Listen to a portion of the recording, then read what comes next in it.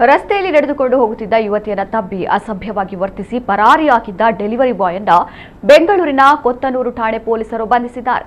ಪಶ್ಚಿಮ ಬಂಗಾಳ ಮೂಲದ ಆರೋಪಿ ಮುನಿರುದ್ದೀನ್ ಖಾನ್ ಬಂಧಿತ ಆರೋಪಿ. ಮನೆಯ ಮುಂದೆ ಬಿದ್ದಿದ್ದ ಬಾಕ್ಸ್ ಅನ್ನು ಯುವತಿ ತೆಗೆದುಕೊಂಡು ಹೋಗ್ತಾ ಇದ್ಲು.